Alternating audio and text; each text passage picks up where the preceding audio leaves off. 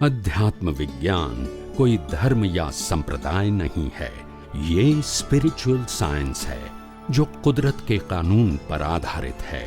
ये विज्ञान पूरे ब्रह्मांड के सभी रहस्यों को उजागर करता है और जीवन के सभी पहलुओं को समझने के लिए एक नई दृष्टि देता है। इसी को आर्ट ऑफ विजन कहते हैं, दुनिया को देखने की एक नई दृष्टि, जो अध्यात्म विज्ञानी परम पूज्य स्वामी श्री कमलेशानंद जी के निर्देशन में सनातन सत्य का अनुसंधान कर हमारे जीवन को प्रकाशित करे। जय सच्चिदानंद। प्राय सभी धर्म दर्शनों ने अविद्या, अज्ञान, राग, द्वेष, मोह, पुण्य, पाप, इन सब चीज़ों को जो है वो मुक्ति के मार्ग में बाधक बताया है।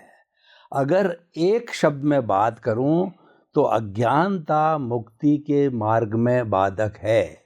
यह बात व्यक्ति जानता भी है कि मुझे अज्ञानता से दूर रहना चाहिए, परंतु क्या है कि इस माया में लुप्त हो जाता है। ये संसार कहिए, प्रकृति कहिए, मन वचन काया का जितना भी फोर्स कहिए, उसके अंदर लुप्त हो जाता है। तो कृपया अध्यात्म विज्ञान के माध्यम से ऐसा कोई नुस्खा, फॉर्मूला, सूत्र, प्रयोग आप बतावें कि हमको जो है अज्ञान को दूर करने के लिए, और अज्ञान दूर कैसे होता है ये भी थोड़ा बतावें, कि सतत जागृति बनी रहे, ऐसी कोई विधा बताइए। आपका बड़ा बहुत उपकार होगा स्वामी। बहुत बड़ी बात है सिंपल, मगर हम न समझ सके हैं अभी तक धर्मों के या शास्त्रों के माध्यम से, क्योंकि शास्त्र तो सभी व्यक्तियों के लिए लिखा गया है, बाल मंदिर से लेकर पीएचडी तक के लिए। और धर्मगुरु भी इसी प्रकार की बात करेंगे, उनको भी सामान्य व्यक्ति से लेकर विचारक व्यक्तियों को संभालना है, तो इसलिए उनको भी अलग अलग स्टेप पे, लेवल पे बात करनी पड़ेगी। और जब आम आदमी जो है वो थोड़ा कंफ्यूज हो जाता है, क्योंकि ये भी सही है वो भी सही है, तो वो क्या समझेगा। बात ये है कि हम सत्संग में बार बार आध्यात्म विज्ञान के बारे में बताते हैं कि आध्यात्म विज्ञान का मतलब होता है सामाजिक और धार्मिक धर्म से, सामाजिक और धार्मिक सत्य से ऊपर।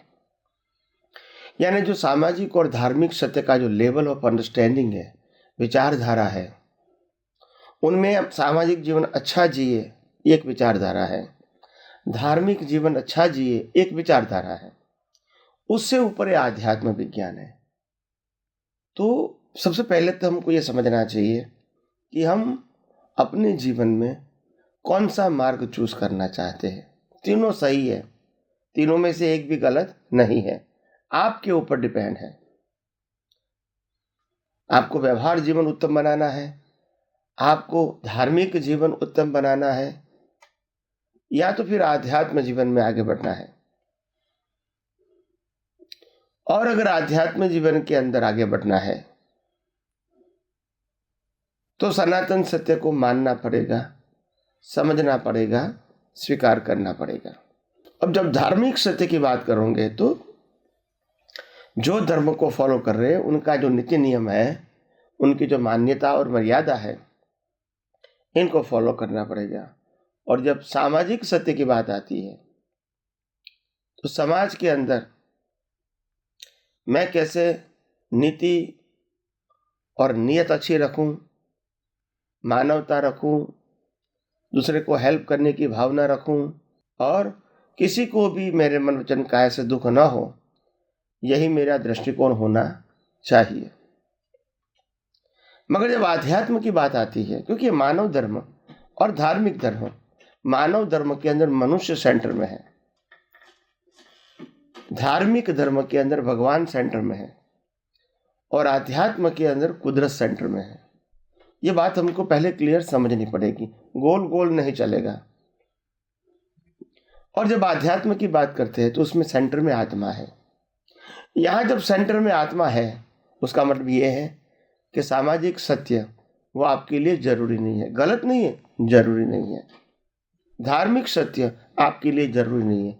मैं जरूरी नहीं है वो शब्द बोलता हूं, इसका मतलब पुरुषार्थ के एंगल से जरूरी नहीं है, प्रकृति के एंगल से उदय कर्म में है तो अच्छी बात है, नहीं है तो वो कुदरती रचना है तो भी कुदरती रचना है।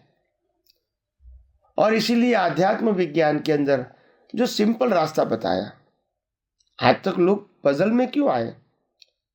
क्योंकि धर्मगुरु कहेंगे तुम्हारी पहले विचार बदलो, ऐसे बुरा विचार नहीं करना चाहिए। तो हम विचारों के अंदर खो जाते हैं। कैसे करके हम अपने विचारों को यानी मन को हम शुद्ध बनाए। फिर जब भाषा गलत निकल जाती है तो लोग कहेंगे तुम्हारी भाषा कैसी है जो दूसरे को दुख लगता है, तुम्हारे भाषा से ही तो एक क्लेश होता है, तो तुम भाषा सुधारो।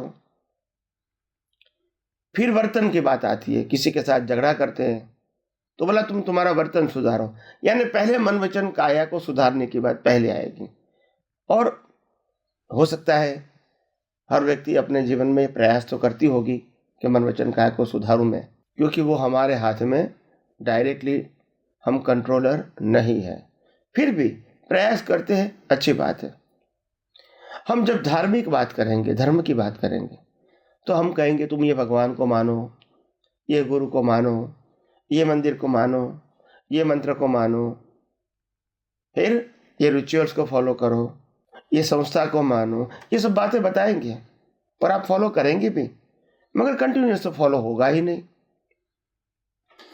तो हो सकता है कभी हम भगवान को या मंदिर में जाना भूल जाते हैं या नहीं जा पाते हैं, गुरु को मिलना कभी भूल जाते हैं, रेगुलर सत्संग में नहीं जा सकते हैं, रेगुलर रिचुअल्स को फॉलो नहीं कर पाते, ये सब होता है। और बाद में अपना पूरा जीवन, अपनी पूरी सोच, अपना पूरा प्रयास उसमें लगा रहता है, कब मैं रेगुलरली मंदिर में जाऊँ, भगवान को मानूं, भगवान को याद करूं, कब मैं अपने गुरु को रेगुलर मिलूं, कब मैं सत्संग में रेगुलर जाऊं, कब मैं रिचुअल्स को रेगुलर फॉलो करूं। इसी में ही हमारा मन चला जाता है, यानी उस लेवल की वैल्यू हमारी हो जाती है पुरुषार्थ की, सामाजिक और धार्मिक। अभी आध्यात्म में क्या है? आध्यात्म का रास्ता एकदम सिंपल एंड स्ट्रेट फॉरवर्ड है, no puzzle and no confusion. अध्यात्म विज्ञान का सीधा साधा सिंपल प्रिंसिपल है, जन्म से मौत तक मन वचन काया से जो कुछ भी होता है, तुम्हारा मन वचन काया या दुनिया के कोई भी व्यक्ति का मन वचन काया, वो कुदरती रचना है। उसका क्रिएटर, ऑपरेटर, डिस्ट्रॉयर तीनों कुदरत है। और इसीलिए उसमें आपको टच करने की, इन्वॉल्व होने की, सुधारने की, बदलने की, करेक्शन करने की कोई गुंजाइश आध्यात्म विज्ञान में नहीं है। तो वहां आपको फोकस ही नहीं करना है। जो सामाजिक और धार्मिक में जो बात में फोकस लगाया था आपने कितने अवतारों से, यह आध्यात्म में फोकस ही नहीं करना है, क्योंकि क्रिएटर, ऑपरेटर, डिस्ट्रॉयर तीनों कुदरत। जब आप ऑपरेटर ही नहीं है तो how you can manage it by yourself. और दूसरी बात यह है कि आध्यात्म विज्ञान ने आप शरीर हो ही नहीं, आप तो मन वचन काया से मुक्त ऐसे शुद्ध आत्मा हो, यानी शरीर आपका सब्जेक्ट नहीं है, भगवान आपका सब्जेक्ट नहीं है, इसीलिए धर्म भी आपका सब्जेक्ट नहीं है, आत्मा आपका सब्जेक्ट है, शुद्ध आत्मा वो आपका सब्जेक्ट है। और इसीलिए हम अपने जीवन में आध्यात्म में के मार्ग में आगे बढ़ेंगे तो ये पजल, टेंशन, करूं ना करूं, हुआ ना हुआ, फॉलो किया न किया, मिला न मिला, अच्छी प्रकृति, बुरी प्रकृति, अच्छे मन वचन काया, बुरे मन वचन काया, अच्छे संजोग, बुरे संजोग, ऐसा होता रहेगा। मगर पूरा पैकेज रहेगा, एक ही टाइटल, कुदरती रचना। तो फिर आपके जीवन में मन वचन काया की अवस्था वो पजल रूप में कैसी होगी? बताइए मेरे को, कैसे पजल होगा? जब प्रकृति को ही कुदरती रचना बोल दिया और उसका क्रिएटर, ऑपरेटर, डिस्ट्रॉयर तीनों कुदरत है, तो फिर वो तो आपका पजल है नहीं। और इसीलिए ये आध्यात्म विज्ञान के सिद्धांतों के माध्यम से आप मन वचन काया से आसानी से मुक्त रह सकते हैं। और यही अनुभवी पुरुष ने बताया, छूटे देहाध्यास तो नहीं करता तू कर्म, नहीं भोगता तू तेहनो एज धर्मनो मर्म, एज धर्मति मोक्ष छे तू छो मोक्ष स्वरूप, बाकी कहिए केटलू कर विचार तो पाप। छूटे देहाध्यास, ये देहाध्यास ही तो छोड़ना है। अगर मोक्ष में जाना है तो देहाध्यास ही छोड़ना है। और हम सामाजिक और धार्मिक तौर से देहाध्यास से ही लगे हुए हैं। यही सबसे बड़ी हमारी कमजोरी है। और इसीलिए जब आपको देहाध्यास पक्का हो गया है सामाजिक और धार्मिक दृष्टि से, तो फिर आपको मोक्ष की बात करनी ही नहीं चाहिए। सिर्फ समाज में अच्छा व्यवहार करो मन वचन काया से, और धर्मों को अच्छी तरह फॉलो करो बस। और पाप पुण्य का मार्ग चलता रहेगा, उसमें कोई मना भी नहीं करता है, उसी से तो पाप पुण्य बनते हैं। मगर आध्यात्म की बात जब आती है तो पाप पुण्य की बात नहीं आती है। और इसीलिए हमको जब आध्यात्म विज्ञान की बात आती है तो रास्ता एकदम साफ है और सिंपल है। हमको प्रकृति में इन्वॉल्व ही नहीं होना है, हमारी या दुनिया की कोई भी व्यक्ति की। हमको प्रकृति को टच भी नहीं करना है, सुधारना नहीं है, बदलना नहीं है, इसको ऑब्जर्व भी नहीं करना है क्वालिटी के आधार से कि मैंने अच्छा किया, बुरा किया, कब किया, क्यों किया, कैसे किया, कितने समय पहले किया, कितनी बार किया, ये सब्जेक्ट हमारा नहीं है। After you try to know the spiritual science, जब आध्यात्म विज्ञान समझने की कोशिश करते हैं तो ये सब्जेक्ट आपका नहीं रहेगा। और इसीलिए आध्यात्म विज्ञान वो मन वचन काया से मुक्त रहने का सब्जेक्ट है, मन वचन काया को बदलने का, सुधारने का सब्जेक्ट नहीं है। मन वचन काया की अवस्था से मुक्त रहना है, यानी वो सही है गलत है वो सब्जेक्ट नहीं रहेगा। भूत और भविष्य आध्यात्म विज्ञान में नहीं रहेगा। जो भी है वर्तमान में रहो, क्योंकि आपको एक ही एंगल से देखना है, कुदरती रचना। फिर मैं क्यों पास्ट में जाऊं, मैं क्यों फ्यूचर में जाऊं, मेरे को क्या पाना है, क्या करेक्शन करना है, क्या सुधार लाना है, क्या पाना है, या क्या बचाना है, कुछ नहीं है। और इसीलिए आध्यात्म विज्ञान समझने के बाद जीवन जीना हर व्यक्ति के लिए आसान हो जाता है। आंतरिक जीवन शांत, स्थिर और समाधान वाला हो जाता है। और इसीलिए राग द्वेष होने की संभावना खत्म हो जाती है। हम कहेंगे हम राग द्वेष नहीं करेंगे, हमको राग द्वेष नहीं करना चाहिए, मगर होता क्यों है? जब आप रिलेटिव सत्य को मानोगे, रिलेटिव सत्य को फॉलो करेंगे, कर्ता भाव और मालिकी भाव ही रहेगा आपको, और फिर कहोगे मेरे को राग द्वेष नहीं करना है, कैसे पॉसिबल है बताइए मेरे को? तो बात तो समझनी पड़ेगी ना। ऐसा मुंह पे बोलने से कि राग द्वेष नहीं करना है तो मैं नहीं करूंगा, ऐसा थोड़ी है। होता क्यों है? वो आपकी दृष्टि का करेक्शन की बात है, ये क्रिया के करेक्शन की बात नहीं है। और इसीलिए हमारे शास्त्रों में और महान पुरुषों ने यही कहा है, जैसी दृष्टि वैसी सृष्टि। So you have to correct your vision, not speech, thought and action. मगर आज तक हमने सामाजिक दृष्टि से और धार्मिक दृष्टि से प्रकृति यानी मन वचन काया को ही इम्पोर्टेंट दिया, और इसीलिए हमारे अंदर या तो शरीर का इम्पोर्टेंट रहा या तो भगवान का इम्पोर्टेंट रहा, और इसीलिए हम सनातन सत्य जान ही नहीं सके। जब आत्मा सेंटर में रहेगा, जब कुदरत सेंटर में रहेगा, तो धीरे धीरे आपको सनातन सत्य समझ में आएगा। तो इसीलिए मैं कहता हूं मुक्ति का मार्ग बहुत सरल, सहज और सुगम है। अगर उसका दाता मिल जाए तो, उनके दाता यानी ये मार्ग को बताने वाला दुर्लभ होता है। मार्ग डिफिकल्ट नहीं है, बताने वाला मिलना वो दुर्लभ है। और इसीलिए आप सबको ये आध्यात्म विज्ञान मिलता है। मैं समझता हूँ आप सबका जीवन बहुत बहुत धर्ममय और मंगलमय रहे, यही मेरी आप सबको शुभकामना है। आइए हम आध्यात्म विज्ञान को और आगे यथार्थ रूप से समझने की कोशिश करें। जय स्वामी जी, हमारे भारतीय संस्कृति में 3 शब्द आते हैं, ध्येय, ध्याता और ध्यान।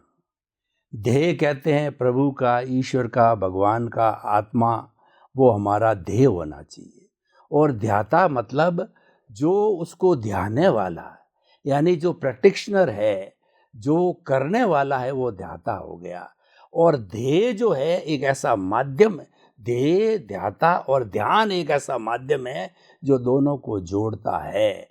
ये बहुत चलता है, ध्येय, ध्याता, ध्यान अगर एक स्ट्रेट लाइन में हो जावे, सिंक्रोनाइज में हो जावे, तो हम ध्येय को बहुत आसानी से प्राप्त कर सकते हैं। तो कृपया अध्यात्म विज्ञान की दृष्टि से ध्येय, ध्याता, ध्यान को आप अपनी वोकेबुलरी, अपने शब्द, अपनी परिभाषा के आधार से इसका समन्वय करने के लिए, ताकि जो प्रचलित जो ये तीनों बातें हैं वो हमारे अध्यात्म विज्ञान के साथ भी पूरक हो जावे। बहुत सरल और सिंपल बातें हैं। ध्यान, ध्येय और ध्याता। ध्यान, ध्येय और ध्याता। हम किसका ध्यान करेंगे? अपने ध्येय के मुताबिक। जो ध्येय है उसके मुताबिक ध्यान करेंगे। और ध्यान करेंगे तो ध्याता कौन है? ध्याता का मतलब होता है प्रकाशक। ध्याता मतलब ध्यान करने वाला नहीं, प्रकाशक। ध्येय, ध्यान और ध्याता। ध्याता स्वभाव में है, ध्यान में पुरुषार्थ है, और ध्येय हमारा लक्ष्य है कि हमको परमात्मा की अनुभूति करनी है। तो सबसे बड़ी बात हमारे पास ये है कि पहले हमको डिसाइड करना चाहिए कि हमको क्या करना चाहिए। हम अपने जीवन को कहाँ ले जाना चाहते हैं, हम अपने ज्ञान दर्शन को किस ओर मोड़ना चाहते हैं, हम अपने ज्ञान दर्शन को उस एंगल से समझना चाहते हैं। तो सबसे पहले ध्येय होना चाहिए। मैं अपने जीवन में आत्मा की अनुभूति करना चाहता हूँ और आत्मा की अनुभूति की ओर आगे बढ़ना चाहता हूँ, ये मेरा ध्येय है। तो हर बातों में ध्यान वही रहेगा कि मैं शुद्ध आत्मा हूं। ये ध्यान, ये मेरा पुरुषार्थ है। और ध्याता का मतलब होता है जो शुद्धात्मा है वो ही तो प्रकाश है, उनकी प्रकाश में तो मैं पुरुषार्थ कर रहा हूं। ये ध्यान और ध्याता।